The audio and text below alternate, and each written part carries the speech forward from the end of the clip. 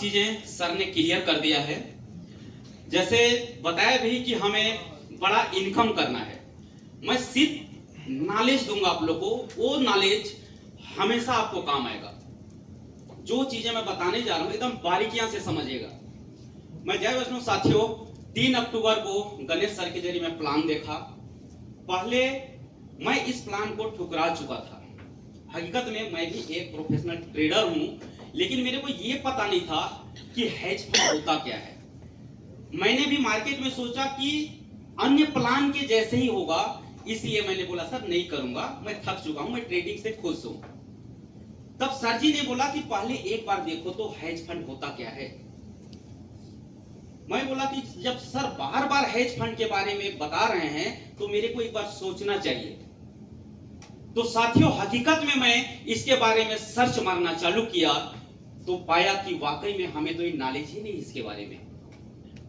Sir ये hedge fund जो है 75 साल से पूरे वर्ल्ड में चल रही है। कितने साल से? 75 साल से पूरे वर्ल्ड में चल रही है, लेकिन आपको और मेरे को पता ही नहीं था इसके बारे में। कारण की मालूम है? क्योंकि इसमें अकाउंट ही खुलता रहा कितने से? 1 करोड़ से ऊपर का। क्या हम लोग 1 करोड़ से ऊपर का खाता खोल सकते हैं क्या? नहीं खोल सकते हैं। तब सर जी ने बताया यही कारण थी कि आज हेज फंड को हम लोग नहीं जान पाए। 75 साल चलते हुए भी आपसे और मेरे से दूरियां थी, एक ही कारण था, वो नेटवर्क मार्केटिंग में नहीं थी। मैं बोला यस, इसमें हम कैसे कर सकते हैं सर, हमें बताया जाए। बोले जरूर बताएंगे। और सुनना चाहते हो? मैं बोला यस सर, और इसके बारे में डीपली मेरे को नॉलेज चाहिए। पूरे दुनिया में सबसे मार्केट कैप अगर किसी का है तो किसका है? फॉरेक्स ट्रेडिंग का। कितना है सर? 7 ट्रिलियन। कितना है? 7 ट्रिलियन। मिलियन, बिलियन, इसके बाद ट्रिलियन। इसके बाद किसकी आती है? इसके बाद आती है सर हेज फंड की। कितना है? 5.5 ट्रिलियन। कितना सर? 5.5 ट्रिलियन। इस एलियस फंड जो काम कर रही है, जैसे बैंक होती है, ध्यान से समझिएगा सर। बैंक होती है, बैंकों में अलग अलग नाम होती है। yes. कोई कोटक नाम दे सकता है, कोई HDFC दे सकता है, कोई SBI दे सकता है। उसी प्रकार उस हेज फंड की इंडस्ट्रीज में एलियस फंड भी नाम है। Clear sir? yes.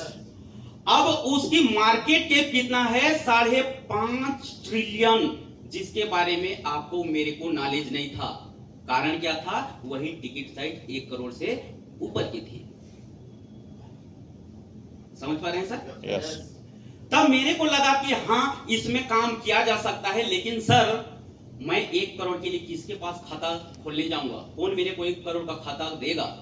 सर डरिए मत। इंडिया में ने इस 75 साल के हिस्ट्री में एलियस फंड आया है, उसमें आप मात्र 11,000 से यानी कि $120 से आप खाता खोल सकते हैं और इसका लाभ उठा सकते हैं। आप भी इस अकाउंट में पैसा रख के आप प्रॉफिट बना सकते हैं।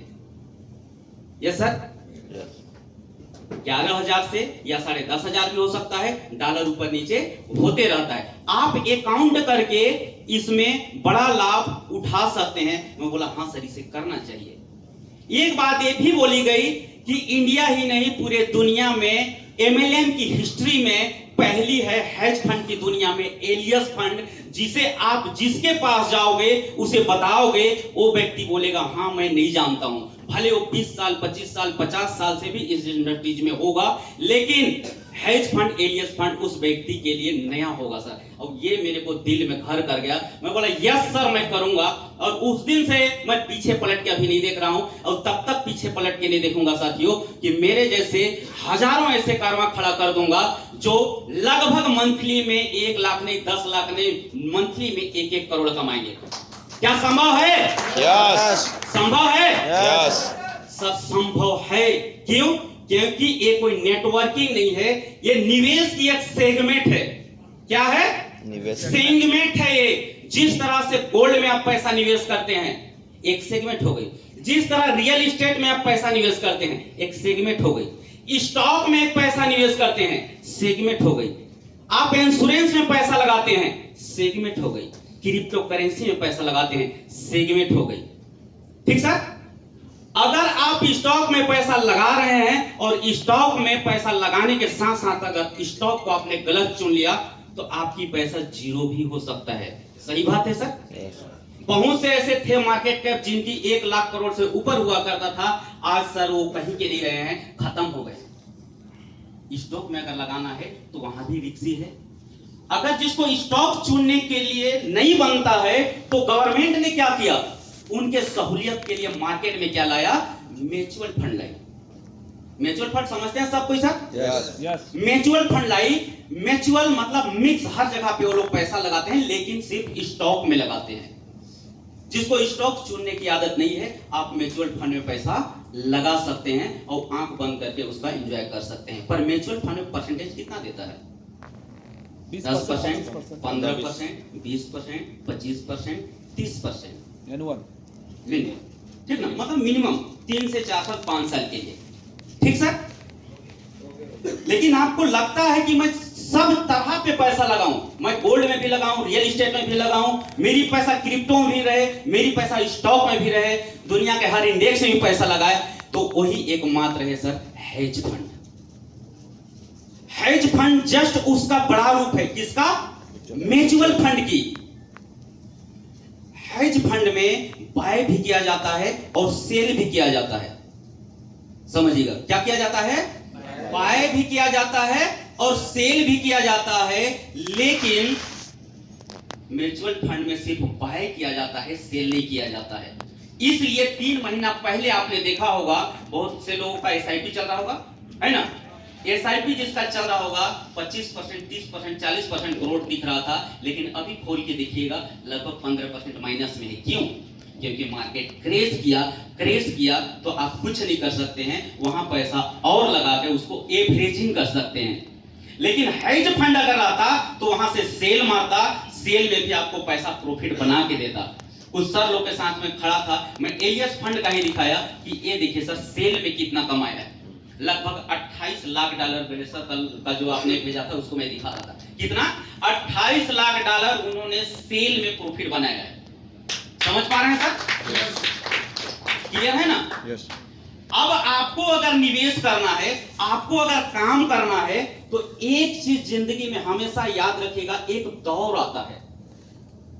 एक दौर आता है और वो दौर हमेशा 15 साल 16 साल में चेंज होते रहता है। सर सन 2000 से पहले क्या इंश्योरेंस प्राइवेट थी या बैंक थी? नहीं थी।